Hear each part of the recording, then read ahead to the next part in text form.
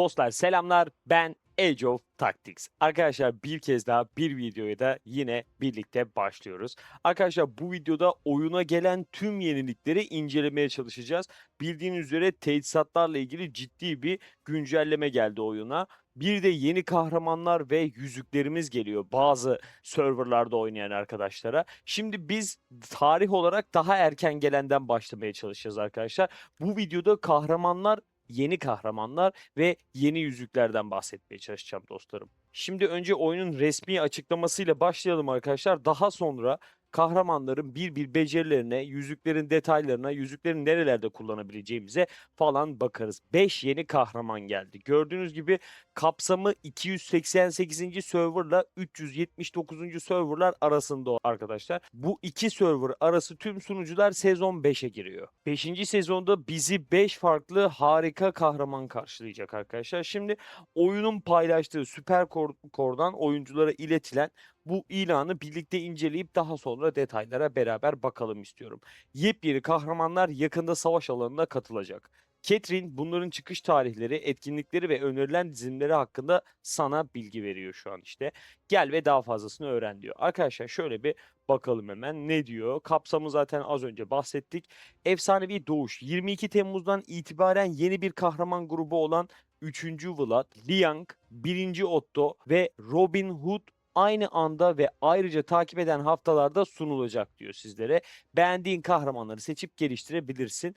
Arkadaşlar valide ise Huang 27 Temmuz'da en kudretli vali kahramanı olarak elimize geçecek. Bir de ek olarak çok güzel bir bilgi var burada arkadaşlar. Gördüğünüz gibi 22 Temmuz'da yukarıdaki sunucular ayrıca yani şu sunucular Fatih Sultan Mehmet, Mansa Musa, Şarlman ve Selahattin gibi kahramanları geri getiren 5 günlük efsanevi asker alımı geri dönüş etkinliği de başlayacak arkadaşlar. Yani şu ekstra bir çark oluyordu ya ondan bahsediyor. Buradan işte eksik kalan kahramanlarınızı örnek veriyorum. Benim Mansa Musa'm şu an 4 yıldız. Dördüncü yıldızda yani. Bu efsanevi asker alımı ile bu kahramanların tekrar çarklarını çevirerek yine yıldız seviyelerini arttırabilirsiniz arkadaşlar. Zaten şu an bugün tarih olarak 20 Temmuz ve burada da bahsettiği gibi kahraman sıfırlama etkinliği şu anda oyunda mevcut arkadaşlar. Beni biliyorsunuz ben 333. serverda oynuyorum. Yani şu kapsamdayım ben de. Şu an bizde de kahraman sıfırlama aktif hale geldi. Arkadaşlar şimdi şöyle bir basit bir şekilde birliklerimizi gözetleyelim istiyorum. Gördüğünüz gibi ilk üçlümüz yani burası ne oluyor? Maraşel mızraklılar abi. İşte Ram vardı, Octavian falan vardı. Artık birinci Otto ve Huang geldi abi. Burada yeni yüzükleri falan kullanmış. Ben bunları size daha açıklayıcı bir şekilde anlatmaya çalışacağım. Bir şöyle bir göz atalım abi. Burada birinci Otto'yu kumandan yapmış. Abi birinci Otto'nun kumandan becerisi enteresan. Bu birlik ölüyor. Birlik öldükten sonra 6 saniye falan ölümsüzleşiyor. Yani tüm hasarı göğüsleyebiliyor ve öylece dimdik duruyor abi. Bir canla bekliyor. Yani bu birlikle ilgili ne plan yaparsanız yapın artı 6 saniye daha ömrü var abi. Akabinde tabii ki Liang gelecek abi. Liang sizin de bildiğiniz gibi Theodora yerine gelecek. Theodora'daki birçok şeyi Liang'a direkt olarak taşıyabiliyoruz arkadaşlar. Yani bu konuda biraz rahat oluyor bizim için Liang'a geçiş süreci ve daha önceki canlı yayınlardaki denememiz sonucunda da canlı yayınlarda bir turnuva yapmıştık hatırlarsınız. En iyi okçu, en iyi kılıçlı falan gibi bir şeyler bulmuştuk. Arkadaşlar Ramses Birliği en iyi okçu ve en iyi kılıçlı birlik olmaya devam ediyor. Burada da gördüğünüz gibi hem okçu hem de kılıçlı düzenlemesi için bu üçlü sunulmuş arkadaşlar. Liang gerçekten Theodora'nın birkaç kat daha iyisi gibi karşımıza çıkıyor abi. Bunların becerilerine ve detaylarına birazdan bakacağız ama Liang'ı Theodora yerine kullanmaya başlıyoruz arkadaşlar. Şurada ufak bir ipucu var. Burayı size okumak istiyorum. Herhangi bir değişiklik olursa şimdiden bilginiz olsun diye. Çünkü WhatsApp topluluğumuzda da böyle bir şey yaşandı. İşte 3. sezona geçtik diyor mesela bir serverdan arkadaşımız. Diyor ki hala Ramses gelmedi diyor. Yani işte bir tarih sunuldu ve gelmedi gibi bir bildiri geri bildirim yaptı bize yani. Şimdi burada da şöyle bir şey var. Ya oyunda bu yaşanabiliyor arkadaşlar. Yukarıda belirtilen kahraman etkinliği zamanları ön bilgi niteliğinde olup değiştirilebilir. Nihai çıkış zaman ve senaryoları oyun içi gerçek duruma göre belirlenecektir. Sorunların olursa dilediğin zaman Catherine'le iletişime geçebilirsin ya da en yakın Catherine'le iletişime geçebilen arkadaşınla iletişime geçebilirsin gibi bir çözüm üretelim biz de. Şimdi bir diğer sayfaya geçecek olursam geldik bu kısma. Bu başlık kısmında yani üst kısımda yine aynı şeylerden bahsediyor. Şöyle hızlıca bakıyorum. Aynen yine aynı şeylerden bahsediyor. Şunu unutmayın arkadaşlar. Evet bu kahramanlar 22 Temmuz'da gelecek ama Huang yani vali kahramanı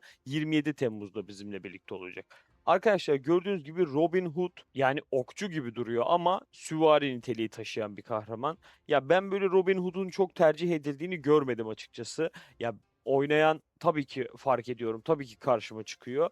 Ama yani yüzdesel olarak da çok verimli bir kahraman değil. Burayı geçiyorum bu sebeple. Üçüncü Vlad. Şimdi ortalığı karıştıran kahraman bu aslında. Hem mızrak hem de süvari olarak geliyor üçüncü Vlad abi. Biz bu Vlad'ı nereye koyacağız gibi birçok soru ve soru işaretleri oluşuyor. Arkadaşlar şimdi şöyle Vlad'ı eğer alıp mızrak birliğinize yani Kiros birliğinize koyarsanız bu şekilde yerleştirebiliyorsunuz. Sıralama yine bu şekilde olabiliyor. Burada hiçbir problem yok. Fakat bu böyle yaptığınızda birliğiniz şuna dönüşüyor. İki saldırı, bir savunma kahramanı gibi düşünebilirsiniz birliğinizi. Bu sebeple de Göksel Kıvılcım devreye giriyor. Bu yüzüğün detaylarına girdiğimde size zaten bunlardan bahsedeceğim. Yani şu an ne demek istediğimi daha net anlayacaksınız. Fakat şöyle de bir şey var. Yani size bundan bahsetmem gerekiyor. Daha önce tüm sezonlar tier list videomda da bahsetmiştim. Yani aktarmıştım orada da. Orada 7. sezon yok, 6. sezona kadar o video. 7. sezonda da Roland geliyor abi. Yine bu birliğe ve yine Vlad'ın bulunduğu noktaya Roland'ı koyabiliyoruz. Ama Roland ise şöyle bir etki sağlıyor. Roland'lı birlikte ise bu sefer Kiros saldırı, diğer iki kahraman ise savunma kahramanı olmuş oluyor. Yani bu noktada birliğin ortasında değişen bu kahraman ya birliğinizi saldırıya fokuslayacak ya da savunmaya fokuslayacak gibi bir ayrıma giriyorsunuz abi. Şimdi siz daha öncesinde savunma eşyaları toparladıysanız siz biraz daha böyle Roland'a yakın gibisiniz. Ama saldırıyla boğduysanız birliğinizi yani saldırı ekipmanlarınız çok fazlaysa Vlad'a yakınsınız diyebilirim. Benim tercihim ise 5. sezonda Vlad'ı alın, bir yıldız, 3 yıldız falan yapın. Böyle çok abanmayın. Sadece mızrak birliğinde kullanacaksanız diyorum. 7. sezonda da Roland'ı alın ve yolunuza bakın abi. Şöyle de yapabilirsiniz. Örnek veriyorum işte 3. Vlad'ı ben aldım. Burada 5 yıldız yaptım. Güzel bir etki aldım. İşte o sezon içinde. Sonraki sezonda ise abi alın bu kahramanı buradan Vlad'ı. Götürün süvariye koyun.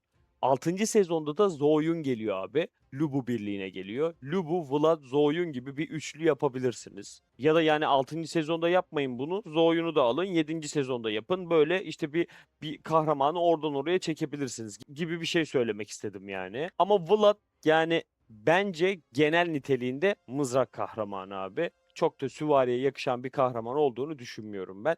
Bu da böyle ek not olarak kalsın abi. Şimdi aşağı iniyorum. Lubu ve süvariler rakipsiz. Bu ne? Bu niye burada? Burada yeni herhangi bir kahraman yok. Bu dizilimin odak noktası kritik vuruş oranıdır. Evet, Lubu'nun birliğindeki bir kahraman kritik vuruş yaptıktan sonra fazladan bir normal saldırı gerçekleştirme ihtimaline sahip olur. Okey. Timur etkileyici bir hasar çıktısına sahipken takımına da alınan hasarı azaltma sağlar. Tavlı çelik ile eşleştirildiğinde takım kritik vuruşlardan sonra iyileştirme ve ek hasar azaltma kazanarak takımın dayanma gücünü arttırır. Ayrıca çok daha yüksek bir hasar çıktısı için Vlad'ı da seçebilirsin. İşte bizim bahsettiğim şey de buydu. Bunun için sadece koymuşlar bu üçlüyü buraya. Buraya işte Vlad yani Lubu peşine Vlad ve Zoe'yun üçlüsü yapabiliyorsunuz abi. Artık 7. sezonda yani Timur ve Atilla'dan vazgeçip bu iki kahramanı koyuyorsunuz. Ya ben şu anda Lubu, Atilla ve Zoyun şeklinde kullanıyorum. Birazdan göreceksiniz zaten. Hatta şimdi geçebiliriz sanki. Aynen. Bu şeyleri inceleyelim. Kahramanların becerileriyle ilgili şeylere bakmaya başlayalım abi. Şimdi şöyle yapıyorum. Aynen. Geldik oyunumuza arkadaşlar. Şimdi burada benim de gördüğünüz gibi en başta zaten Lubu, Atilla ve Zoyun'u görebiliyorsunuz arkadaşlar. Benim birliklerim şurada. Şöyle yani Bu bir birlik değil şu an. Şuradan gösterirsem anlayacaksınız. Bu benim bir birliğim örneğin. Şu an üstünü kapatıyor muyum? Lubu'yu kapatıyor olmam lazım benim kendi görüntümle. Ben bu şekilde kullanıyorum. Benim herhangi bir Vlad'la işim yok. Yani aldım ama böyle kasmadım onu. Alabilirsiniz, yapabilirsiniz. Kesinlikle böyle yapmayın, almayın falan demiyorum yani. Vlad da iyi bir kahramandır sonuçta. Ama bilmiyorum gerek var mı onu da şimdi beraber muhakeme yapalım arkadaşlar. Şimdi buradan çıkıyorum, kahramanların detaylarına bakmak için şu kısma gireceğim arkadaşlar. Biraz burada devam edelim sizlerle. Benim burada gördüğünüz gibi şu an bunu da göstereyim bari. Aynen şöyle benim ikinci birliğim ise gördüğünüz gibi Kiros birliği ve ben Roland'ı kullanıyorum ortada. 7. sezonda ben yani buraya Vlad almak benim için mantıksız arkadaşlar. Kesinlikle burada Roland'ı kullanmam gerekiyor diye düşünüyorum. Bir saldırı, 2 savunma ki Musa'da falan da hasar veriyor yani. İle güzel bir mızrak birliği oluştuğunu düşünüyorum. Roland gerçekten ilk geldiğinde Piyoner Server'da denediğimizde çok daha iyi, çok daha yüksek seviye bir kahramandır olan ama yine de yani bu birliğe yani realde o kadar da yüksek dozda bir kahraman olmamasına rağmen burada yine en iyi etkiyi gösteren kahraman olduğuna inanıyorum ben arkadaşlar. Diyelim ve şöyle tekrardan kahramanlarımızın ekranına geçmeye çalışayım. Heh, tamam geldim. Şimdi yeni gelen kahramanlara bakacağız. Şimdi siz burada Scipio falan göreceksiniz. Bunları çok umursamayın. Alparslan falan var burada abi. Şimdilik siz bunları görmezden gelin. Bu benim Era 31'deki hesabım. Şurada gördüğünüz gibi Vlad karşımızda abi. Şimdi bu Vlad'ın detaylarına bakmaya çalışacağız. Öncelikle direkt şöyle becerilerinden başlayalım. Vlad bu arada kumandan olarak da kullanılabiliyor arkadaşlar. Önündeki Konya alanda bulunan en fazla 2 düşman birliğine kudret hasarı veriyor.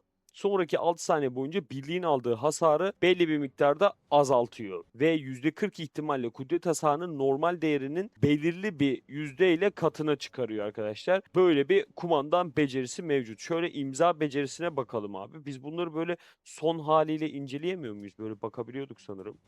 Niye şu an böyle bir şey yapamıyorum? Ha, şu ikisine mi yapabiliyoruz? Tamam, ben şuradan sizin için yapayım abi. Şöyle 40 seviye.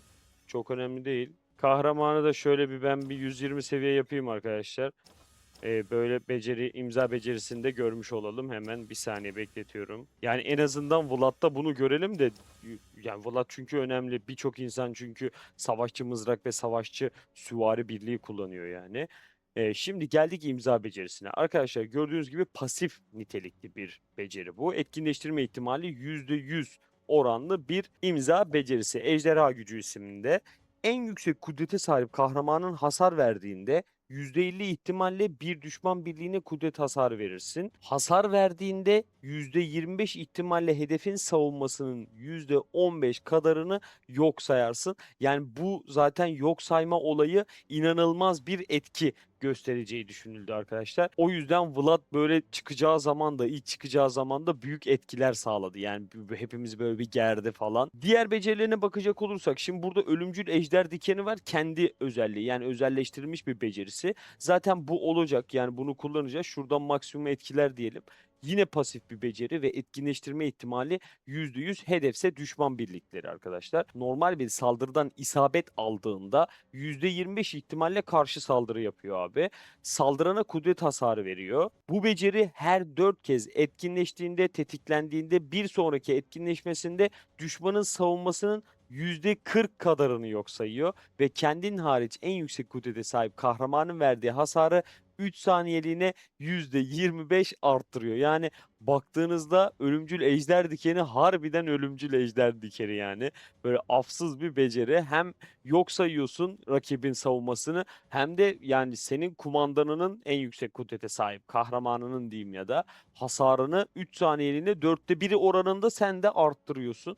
Büyük bir etki abi. Akabinde 3 tane burada beceri seçebiliyoruz. Savaş kükremesi, hortum süpürmesi, zorlu misilleme gibi. Yani karşılığı saldırı yaptığı için zorlu misilleme ile böyle pekiştirilebilir geliyor bana. Zorlu misilleme açılmalı.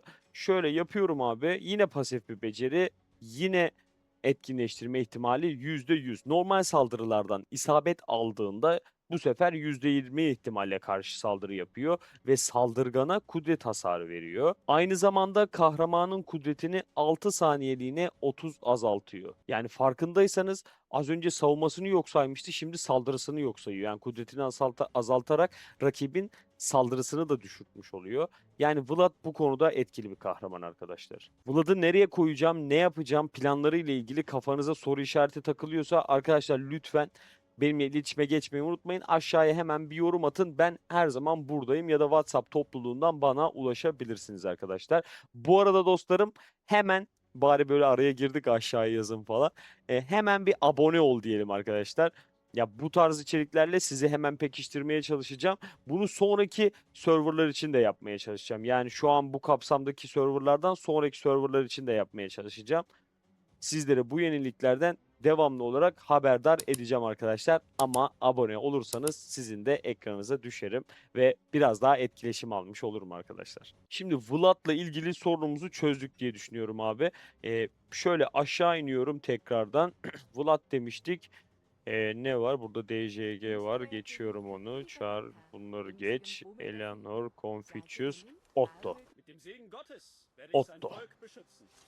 Ve altında da Huang görüyoruz zaten. Şöyle Otto'ya bir bakalım abi. Gördüğünüz gibi Otto baba bu. Otto güzel bir kahraman bu arada. Ya ben şeyde çok görüyorum. Doruk arenasında çok fazla görüyorum Otto'yu kullananı. En öne koyuyor mesela. 6 saniye ömrü olduğu için en arkadakiler rakibi keserken Otto da sırtlıyor kendi birliğini aslında. Güzel bir etki sağlayabiliyor ve güzel de bir özel etkileri var. Şimdi birlikte bakalım isterseniz. Kumandan becerisi önündeki koni alanda bulunan en fazla 3 düşman birliğine kudret hasarı veriyor. Birliğin ölümcül hasar aldığında bundan bahsediyordum işte. Kutsal ışıltı durumuna girerek 7 saniyeymiş. Güncellendi mi ya? 6 saniyeydi sanki. 7 saniye boyunca tüm hasarlara karşı bağışıklı hale gelir abi. Abi inanılmaz bir etki. İnanılmaz. Yani 7 saniye seni diri tutacağım diyor. Şöyle imza becerisine bakalım arkadaşlar birlikte. Sıra tabanlı bir beceri. Hepsi sıra tabanlı bu arada. Yani bizim yerleştireceklerimiz de sıra tabanlı. Her 6 saniye bir düşman birliğine kudret hasarı verir. Bu beceri her 3 kez etkinleştiğinde bir sonraki imza becerisinin bekleme süresini 3 saniye kısaltır. Bakın burası çok iyi.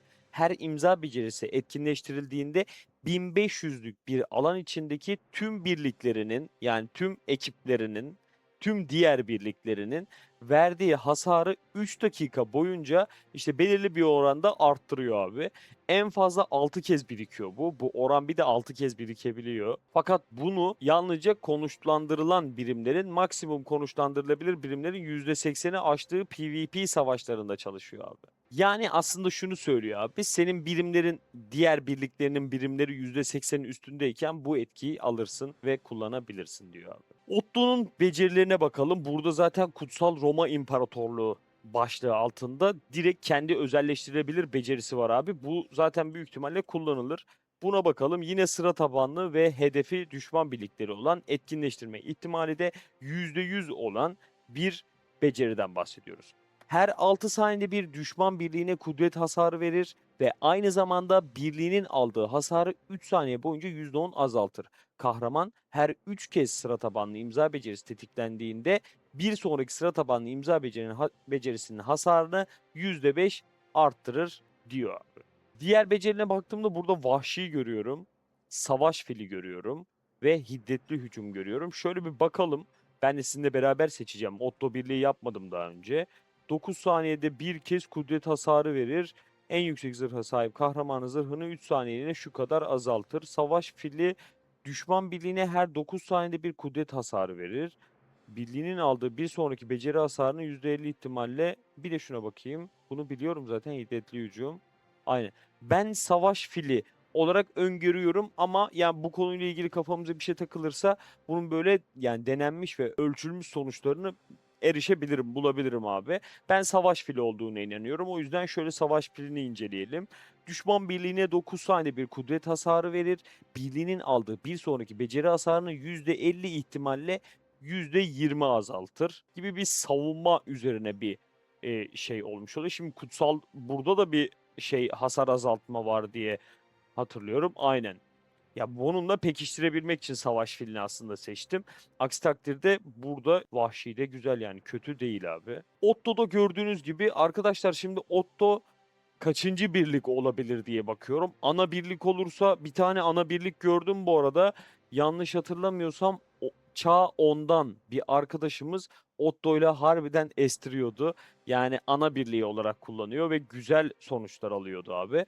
Ya Otto kullanılabilir. Kesinlikle ben ilk çıktığında yapmak istedim. Fakat yani gücüm yetmedi diyebilirim arkadaşlar. Otto'yu yapmaya benim gücüm yetmedi yani. Çünkü hiç yoktu bende. Yani Maraşel mızrak hiç yoktu. Otto'nun peşine bu arada yine kumandan olarak da kullanabileceğiniz Huang var arkadaşlar. Huang'a baktığımızda ise şöyle hemen kumandan becerisinden başlayalım. Birliğinin belirli bir miktarda birimleri yeniler diyor ve 9 saniyeliğine beceri hasarını arttırıyor. Bunları, bu her ikisini de, yenilemeyi de beceri hasarı artışını da strateji bonusu ve kudret bonusuna bağlı olarak yapıyor abi. İmza becerisine baktığınızda sıra tabanlı etkinleştirme ihtimali %100 olan bir beceri görüyoruz arkadaşlar. Her 6 saniyede bir kez birimlerini yeniliyor ve birliğinin aldığı hasarı 3 saniyeliğine şu kadar azaltıyor. Aynı zamanda %10 ihtimalle 1 saniyeliğine birliğin tüm hasarı yok saydığı hasar bağışıklığı haline giriyor.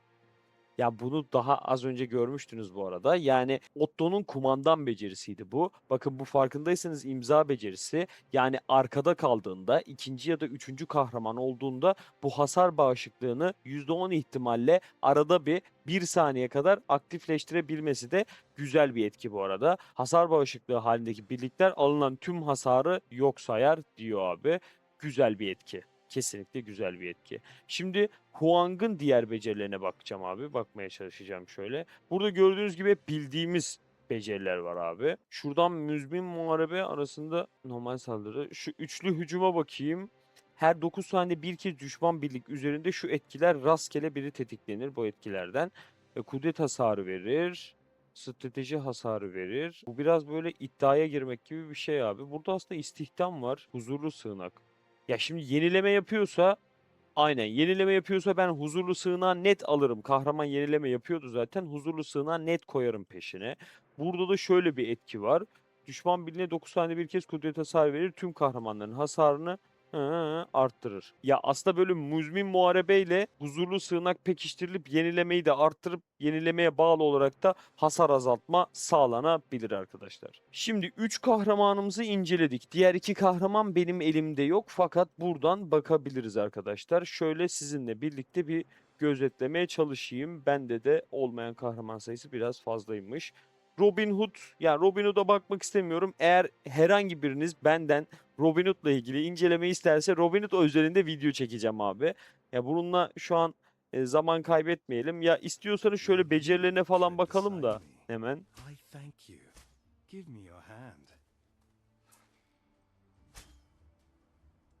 Bu arada Robin Hood'a geçmeden önce biz bence şöyle bir şey yapalım abi. Şuradan Vlad'a ben tekrar geleyim. Aynen. Şöyle yıldız etkilerini size bir göstereyim. Bakın. Ejderha gücü hasarını %20 arttırıyor. Bir yıldızı tamamladığınızda, bu yıldızları atlamıştık. Hemen bir beraber bakalım arkadaşlar.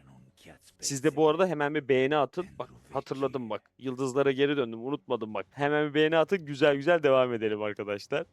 Ejderha gücü ne? Bakın, gördüğünüz gibi imza aktif becerisi abi. Ejderha gücü, yani imza aktif becerisinin hasarını %20 daha arttırıyor abi. Bir yıldız yapmanız sadece bunu sağlıyor. İki yıldızda bildiğiniz gibi çok bir becerilerle ilgili gelişme yok. 2 ve 4 yıldızda.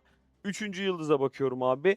Ejderha gücünün savunma yok sayma etkisinin tetiklenme ihtimalini %5 arttırıyor. Savunma yok sayma özelliği vardı ya. Savaşa girdikten sonraki ilk 18 saniyede birliklerin %10 daha az hasar alıyor. Bak, sadece 3 yıldız yapıyorsun, etkilere bak abi. Hem savunma yok sayma yüzdemi arttırıyor, hem %10 daha az hasar alıyorum ilk 18 saniyede, hem de imza becerim, birinci yıldızda tamamladığımız için imza becerim %20 fazla hasar veriyor. Süper. 3 yıldızı bana böyle yani doyurucu gelen bir kahraman. 5 yıldıza da bakalım. Ne diyor abi? Ejderha gücünün kudret hasarı tetiklenme ihtimalini %10 ve savunma yok sayma oranını %5 arttırır. Arkadaşlar tabii ki 5 yıldızı olsa daha iyi. Ama yani bana şöyle geliyor ki tamam doğru yani bu %10, %5 düşük oranlar değil. Evet ama sanki 3 yıldız yeter gibi. Ben de farkındaysanız onu oynamışım fakat daha sonra birlikten çıkarmışım. Böyle bırakmışım arkadaşlar. Hemen Otto ve Huang'da da bakalım arkadaşlar. Robin Hood'dan devam edelim. Otto'da ise yıldızda şöyle bir şey var. İmparatorluk ayrıcalığının hasar oranı fazladan %20 artar. Bu da büyük ihtimalle yine imza becerisi. Aynen. Yine imza becerisinin %20 hasarını arttırıyor birinci yıldız. Üçüncü yıldıza bakıyorum. İmparatorluk ayrıcılığı menzil içindeki birliklerin verdiği hasarı fazladan %1 arttırıyor. Şimdi demiştik yani 1500 birim alanın içinde diğer birliklerin benim hasar verecek canları yani birlik kapasiteleri %80'in üstündeyse diye. Burada o verdikleri hasar %1 daha artacak. Yani sizin 4 tane kahramanınız, 4 tane birliğiniz dışarıda olmuş olsa 5 birlikli bir hesap olmuş olsanız siz her birinden %1 düşünseniz güzel bir etki çıkarabilirsiniz abi. 5 yıldızda ise şöyle bakıyorum. İmparatorluk ayrıcalığı yine imza becerisiyle ilgili her her etkinleştirildiğinde 1500'lük bir alan içindeki tüm birliklerin aldığı hasarı fazladan %2 azaltacak. Güzel. Çarpışan her ilave düşman birliği için yani dışarıdan bize gelen her diğer düşman birlikleri için %0.5'te artacak bu. En fazla %3 yani 6 kez birikebiliyormuş. 3 dakika sürecek en fazla 3 kez birikebilir. He pardon. 6 tane kahraman dışarıdan saldıran, çarpışan her ilave düşman birliği diyor ya 6 farklı kişi saldırdığında yüzdeyi arttırıyorum diyor ve bu yüzdeyi 3 kez de biriktirebiliyorum diyor. Yani güzel bir miktara çıkıyor. %9'a kadar çıkıyor abi. Anladığım kadarıyla yani. Ya ama aslında güzel de bir sınır koymuşlar. Şimdi birim konuşlandırılabilir. Birimlerin %80'in aşması gerekiyor ya abi. Ya şimdi düşeceği için fight devam ettikçe bazılarından etkileri kaybetmeye başlayacaksınız abi. Otto'nun 5. yıldız etkisi de bu şekildeydi. Huang'a bakalım hemen becerilerini unutmadan yıldızların özelliklerine de bakalım. Yine gördüğünüz gibi bu sefer yenileme oranını fazladan %20 arttırıyor. Buradaki imza becerisinin abi.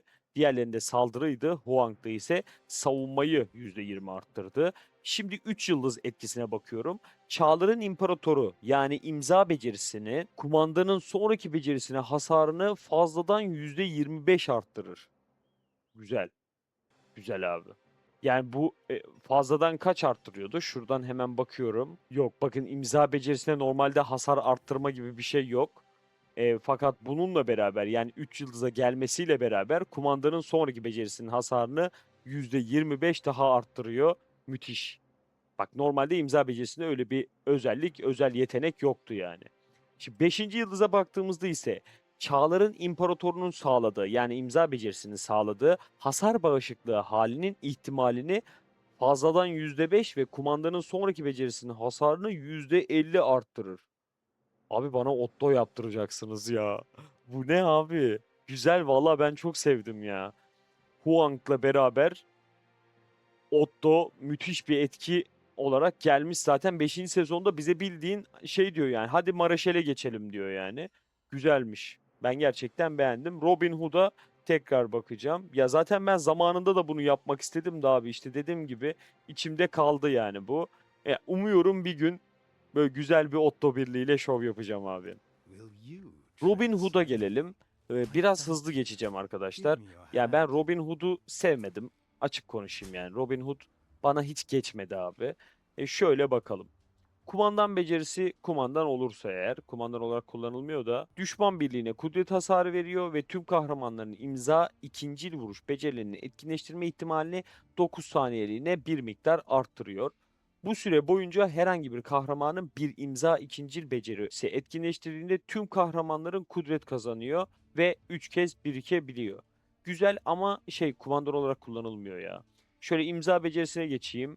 Pasif bir beceri abi. Kumandanın imza ikincil vuruş becerisinin etkinleştirme ihtimalini yüzdesel olarak arttırıyor. Yine kumandanı bufflayan bir kahraman bu arada. Kumandanın imza ikincil vuruş becerisini etkinleştirdiğinde birliğinin birimlerini yeniliyor ve kumandanın imza becerisi hasarını 3 saniyeliğine yüzdesel olarak arttırıyormuş. Abi Robin Hood bildiği kumandanın böyle kolu gibi olmuş ya. Hani kumandana bunu yapayım, kumandana şunu yapayım, kumandana bunu da yapayım. Bu her tetiklendiğinde %60 ihtimalle birliğin için bla bla öfke yenileniyormuş. Seçilebilir becerilerine bakalım ne varmış. Arkadaşlar zaten yenileme vardı. Yenileme varsa huzurlu sığınak girer buraya. Adil yargı, yükleme hali, düşman kahraman kudretinin stratejisini azaltır. Kanlı ödeme. Ya buradaki beceriler biraz dene yanıl becerileri gibi duruyor. Şu huzurlu sığınak haricindekiler deneyerek çıkarılabilir gibi duruyor. En uygun baktığınızda savunma ve kumandanı da sürekli buffladığı için çok da fazla hasar çıkartamadığını anladım mı yani ben bundan. Muzbin Muharebe mantıklı geldi bana. Yine de değerlendirilir bu ikinci beceride. Muzmin Muharebe olarak seçilebilir abi. Son kahramanımız ve böyle değerli bir kahramanımız Liang'a geliyoruz abi. Abi Liang gerçekten ama gerçekten Ramses Birliği'ne güzel bir etki getirdi. Asla böyle hakkını yiyemem Liang'ın. Liang'ı okuyalım. Siz de ben okudukça anlayacaksınız zaten. Kumandan yapamıyoruz. Boşuna burayı okumaya gerek yok arkadaşlar. Hemen şöyle imza becerisinden başlayalım. Liang temel niteliklerinin belirli bir yüzdesini kumandanına 1.1x oranında aktarır. Yani nitelikleri direkt olarak kumandana verdi zaten. Burası 1. Savaşa girdikten sonraki ilk 12 saniye boyunca birliğinin aldığı hasarı yüzdesel olarak azaltır. Sonrasında bu azaltma düşerek şu noktalara falan gelip sabitlenir herhalde. Her 3 saniyede bir saniyeliğine Shimen haline girer. Bu hal sırasında tüm konuşlandırılan birimlerin binde 7-8 mi yazıyor burada? Öyle bir şey. Kadarına denk alınan kudret beceri hasarını doğrudan azaltıyor abi. Bu arada bakın şurada şöyle bir parantez açmış. Alınan hasarın en fazla %80 kadarını azaltır demiş. Ve %50 ihtimalle birimlerine yenileme sağlıyor imza becerisi. Shimen mucizesi diyor zaten. Hemen Huang'ın becerilerine giriyoruz. Huang'da da bu arada özelleştirilmiş bir beceri var. Doğu rüzgarları görüyorsunuz kendi görseli. Şöyle maksimum etkiler diyelim. Savaşa girdikten 3 saniye sonra 9 saniye boyunca kumandanın imza aktif beceri hasarını %30 ve etkinleştirme ihtimalini %10 arttırır. Farkındaysanız yine kumandanın bufflayan bir becerisi var. Sonrasında savaş bitene kadar hasar bonusunu %15 ve etkinleştirme ihtimalini %5 seviyesine düşürür. Yani bunları veriyor sana. Savaşa girdikten 3 saniye sonra 9 saniye boyunca %30 ve 10 şeklinde veriyor. Daha sonra bunları 15 ve 5'e sabitliyor abi. Liang'a yine huzurlu sığınak tercih ediyoruz arkadaşlar. Huzurlu sığınağı da okuyayım isterseniz. Kahramanın birim yenilemesi ardından birliğin aldığı hasarı 3 saniyeliğine %20 azaltıyor. Arkadaşlar Liang güzel. Az önce de söylediğim gibi Theodora yerine koyuyoruz abi. Böyle şöyle tatlı bir abimiz. Daha sonra yani Confucius geliyor. 7. sezonda. 6. sezonda Scipio geliyor. O Scipio biraz daha karıştırıyor ortalığı. Çünkü o bunlar gibi taktikçi değil, savaşçı bir kahraman olarak geliyor. Ama birliğe uyum da sağlayabiliyor. Yani Liang hepsiyle birlikte gidebilir gibi geliyor bana. Yani ne bileyim Ramses, Scipio Liang olur. Ramses Confucius Liang olur. Ramses Char Liang zaten olacak. Şimdi yapacağız onu. Ama Liang gerçekten benim böyle kefil olacağım kahramanlardan biri. Buradan hangilerini al derseniz bu arada arkadaşlar. Yani bu yeni gelen kahramanlar arasından bana kalırsa yani Liang'ı alın. İçiniz rahat olsun. İçinizi ferah tutun. Ramses birliğiniz varsa alın geçin abi.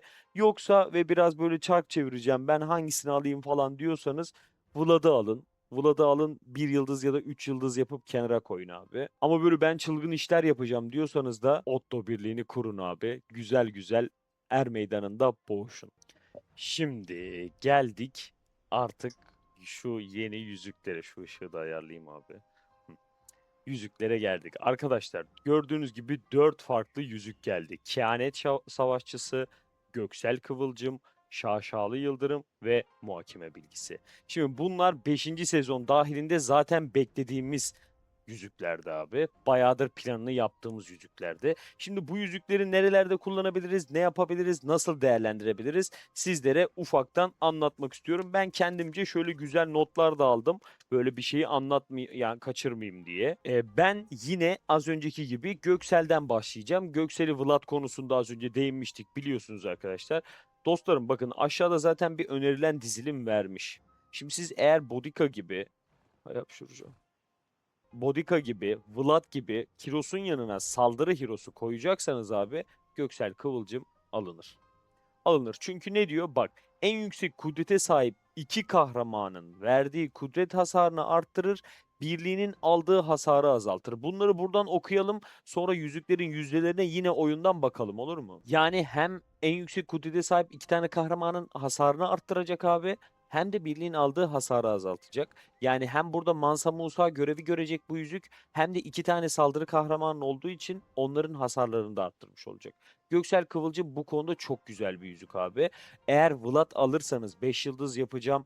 Ben işte Kiros birliğimi saldırı biçiminde düzenlemek istiyorum. 7. sezon geldiğinde Roland'ı almak istemiyorum diyorsanız ya da Göksel Kıvılcım ben her türlü bir yerde kullanırım. Ben bunu alacağım yine de Vlad'ı da alacağım diyorsanız bu yüzüğü mutlaka alın abi. Güzel yüzük, güzel etkileri var. Kesinlikle pişman etmeyecek bir yüzük olduğunu düşünüyorum ben abi.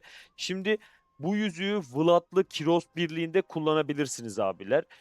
Zoyunlu Lubu birliğinde kullanabilirsiniz. Zoyun bu arada 6. sezon kahramanı. 6. sezon mu? Aynen 6. sezon kahramanı. Şimdi Zoyun da hasar veriyor. Lubu da hasar veriyor. Orada da yine Göksel Kıvılcım kullanılabilir. Atilla'ya takılır. Bir de Lagertalı Miyamoto birliğinde Göksel Kıvılcım kullanılabilir abi. Şimdi hani böyle yüzükleri sağa sola çekiyoruz ya o birliğe bu birliğe. Bunları şu sebeple söylüyorum. Hani olur da şurada kullanmazsam burada kullanayım. Burada kullanmazsam burada kullanabilirim gibi düşünebilirsiniz arkadaşlar. Burada hemen hızlı bir şekilde muhakeme bilgesine geçiyorum. Arkadaşlar muhakeme bilgesi savunma yüzüğü. Şimdi ben her zaman şunu söylerim. Eğer savunma yüzüğü alırsanız Sakin Su gibi, Yüce Dağ gibi savunma yüzükleri alırsanız sizin için ömürlük bir yüzük olur. Her yerde kullanabilirsin abi. Her birliğin içine atabilirsin onu. Muhakeme bilgesi de böyle bir yüzük.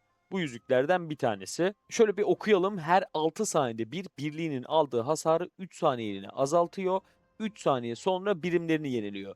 Yani sen bu aslında muhakeme bilgesini böyle hasar azaltma ve yenileme yapan bir birlikle beraber kullanırsan çok daha tatlı olur abi. Ama yine dediğim gibi yani her yerde kullanabilirsin abi. Şöyle geçelim. Şaşalı Yıldırım'a geçelim. Bu arada öneriler güzel. Öneriler bence çok kötü değil ama kapsamlı düşünmek gerekir. Yani sadece bu önerilen ha tamam buraya kullanayım gibi değil abi.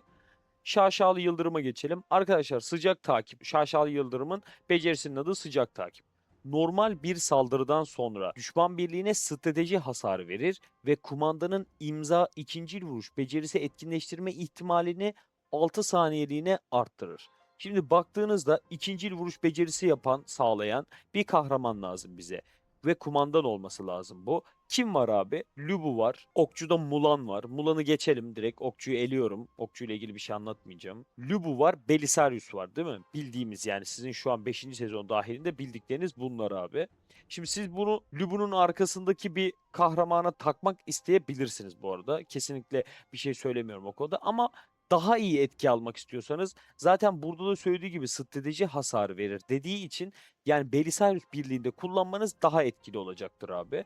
Yine kullanabilirsiniz Lubu birliğinde. Asla kullanamazsınız demiyorum bu arada. Ama daha etkili bir sonuç istiyorsanız Belisarius'ta kullanmanız daha doğru olur abi. Ve şimdi farkındaysanız şöyle söylediği için bize iki tane saldırı kahramanı lazım bu birlikte.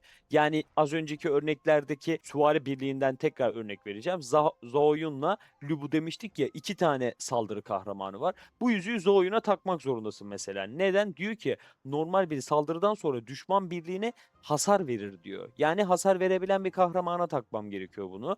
Kumandanı da buffladığı için kumandana takamıyorum abi. Ya daha iyi etki almak için kumandana takmayacağım ki hem kumandanı bufflasın hem kendini bufflasın. Şimdi biz bunu direkt Belisarius birliği için düşünelim arkadaşlar. Bakın mesela Belisarius birliğinde Belisarius artı Hannibal bunun bir örneği. Hannibal'a tak abi bunu. Bu yüzüğü bu arada 10 seviye 20 seviyede kullanmayın arkadaşlar. Bu yüzüğü alan 30 seviye yapsın öyle kullansın. Çünkü şaşalı yıldırım böyle 30'dan sonra açılıyor gibi bir şey. Yani gücü olan kullansın. Bir arkadaşımın da tabiriyle biraz Kraken yüzüğü gibi bir şey. Bilginiz olsun arkadaşlar. Masraflı bir yüzük. Belisarius Hannibal'da kullandınız. Daha sonra Saint Louis Saint Louis geliyor abi. Saint Louis'e kullanıyorsunuz. Yani Saint Louis birliğin kumanda ne oluyor? Belisarius'u ortaya Hannibal yerine çekiyorsunuz. O zaman da Belisarius'a taşıyabilirsiniz bu yüzüğü arkadaşlar. Ya şimdi bu yüzük için şöyle bir şey söyleyeceğim. 30 seviyeye kadar yapılması gerektiği için, oradan sonra daha iyi etkiler gösterdiği için arkadaşlar bir sarı yüzüğü 30 seviye yapmak, yani bunu 30 seviye yapmaktansa daha etkili yüzükler yapabileceğinizi düşünüyorum. Eğer Kraken değilseniz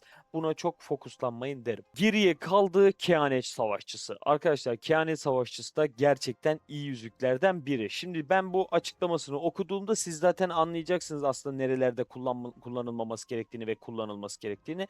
Şöyle bir okuyalım.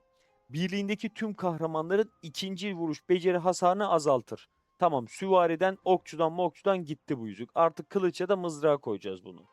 Bu birlikteki diğer iki kahramanın aktif beceri hasarını ve özelleştirilebilir aktif becerilerini etkinleştirme ihtimalini arttırır. Şimdi aktif beceri hasar dediği için mızrak birliklerimiz de gitti. Mızrakta genelde pasif beceriler var ya abi. Yani kılıç birliğine kullanacağız arkadaşım. Ve farkındaysanız şöyle bir şey de söylüyor bu. Yine aslında bize iki tane saldırı kahramanı gerekiyor. Neden sürekli böyle söylüyorum? Çünkü yüzükler böyle. Şimdi şöyle bakın, diyor ki bu birlikteki diğer iki kahramanın aktif beceri hasarını ve özelleştirilebilir aktif becerinin etkinleştirme ihtimalini arttırır.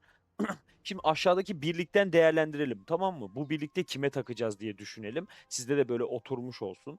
Şimdi burada abi diğer iki kahramanın becerilerini arttıracağı için, hasarını arttıracağı için sizin bunu Fatih Sultan Mehmet'te kullanmanız gerekiyor ki Yodit ve Lagerta'nın saldırı hasarını arttırsın. Şimdi bu yüzüğü buradan güzel bir haber vereyim. 6. sezonda gelecek Scipio Africanus'a alabilirsiniz arkadaşlar. Neden? Çünkü Miyamoto, Lagerta ve Scipio birlikte oluyor. Ya gerçekten böyle Scipio hayranları var. Hatta bizim serverımızda da bir arkadaş var, Loki. Berke arkadaşımız da. Ya bu yüzüğü alabilirsiniz ve 6. sezona kadar bu yüzüğü geliştirip bir seviye getirirsiniz. Sonra Scipio'ya verirsiniz abi. Miyamoto ve Lagerta'nızı bufflar. Aynı zamanda iki kahramandan da beceri hasara artışı sağlamış olursunuz arkadaşlar.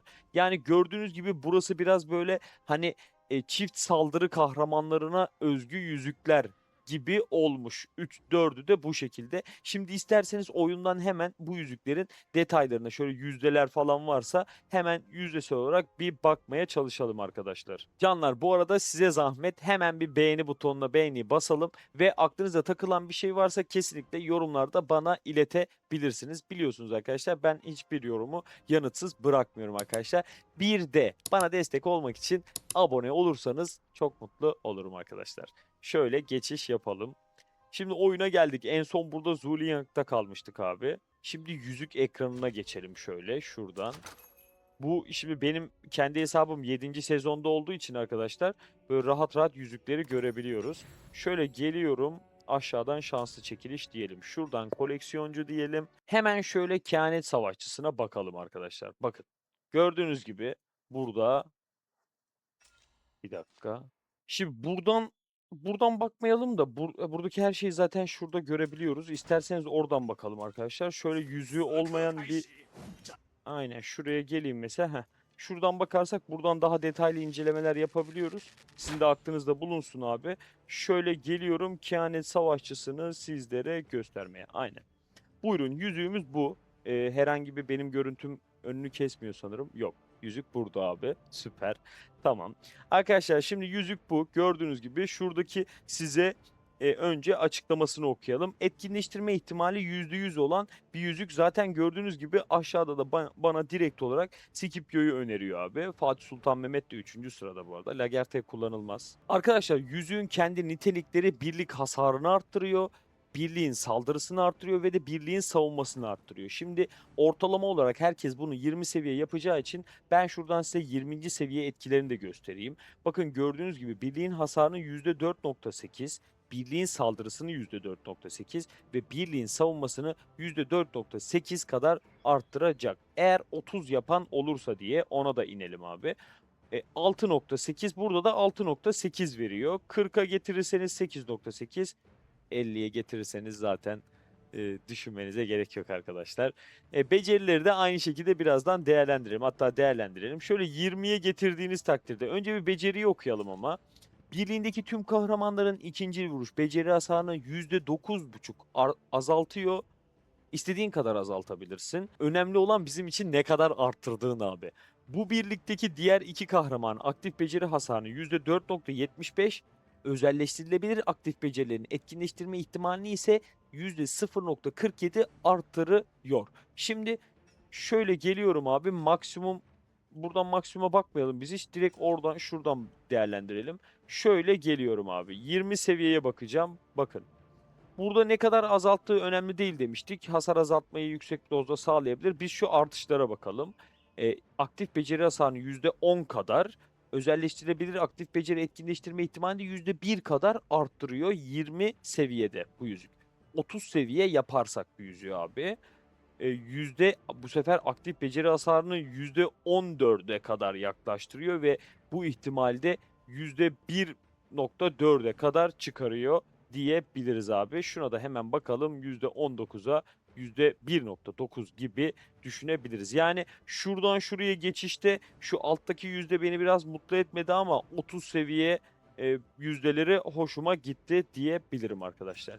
Arkadaşlar, Kehanet Savaşçısı'nın detayları bu şekildeydi. Şimdi istersen şurada muhakeme bilgisini gördüm. Hemen muhakeme bilgisinden devam edelim. Bakın, savunma yüzüğü dediğim için aşağıda da genelde savunma kahramanlarını görüyorsunuz. Bak, yenileme kahramanları, savunma kahramanlarını falan görebilirsiniz zaten.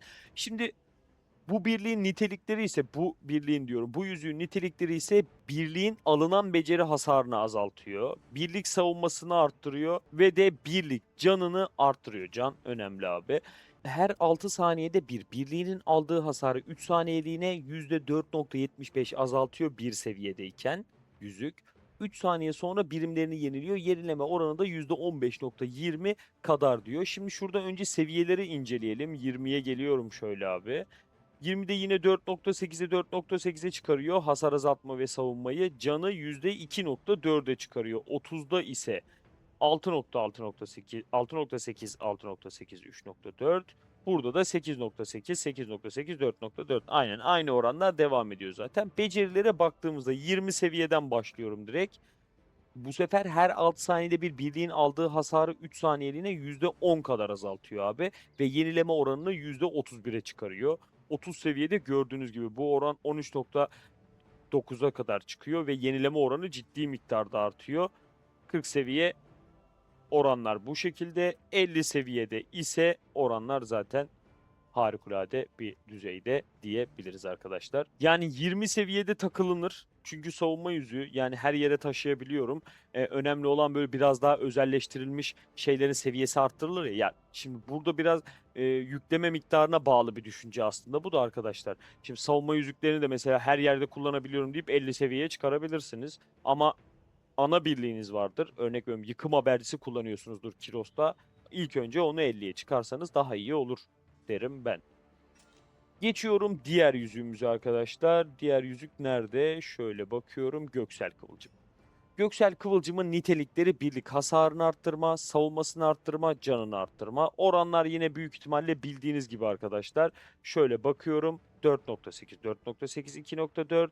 Buraya geldiğinizde 6.8, 6.8, 3.4 gibi aynı oranlar zaten. Şöyle özelliği okuyalım. En yüksek kudrete sahip iki kahramanın verdiği kudret hasarını birinci seviyede, yüzüğün birinci seviyesinde %3.8 arttırıyormuş. Ayrıca birliğinin aldığı hasarda %2 kadar azaltıyor diyelim abi.